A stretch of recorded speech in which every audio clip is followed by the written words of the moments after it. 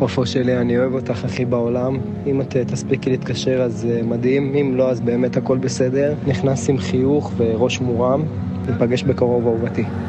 נוגה, בימים האחרונים חושב עלייך ועלינו ועל מה את בשבילי.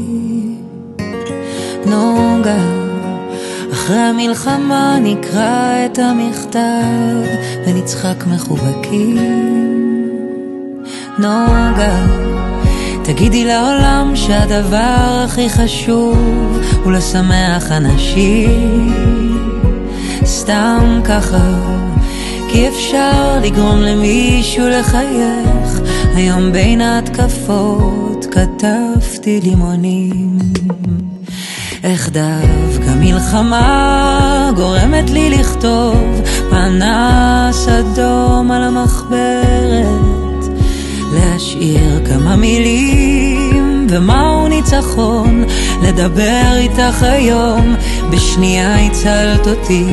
כל דקה שלי איתך הדבר הכי טוב בחיים. לה לה לה לה לה לה לה לה לה לה לה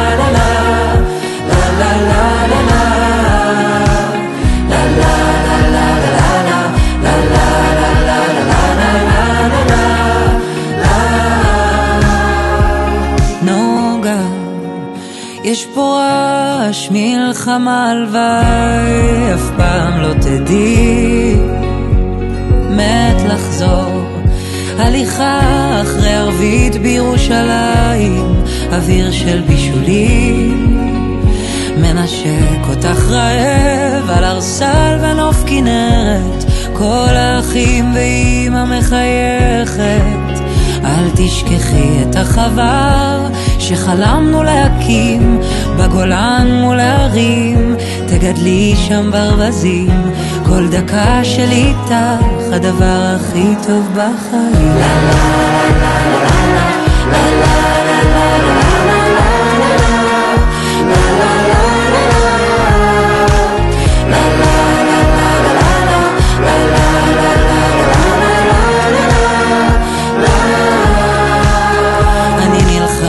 שתחיו, שתביאו ילדים, שתצחקו עד שתכאב הבטן. זכיתי להגן, הלוואי ישמור עלייך, לדבר איתך היום בשנייה הצלת אותי.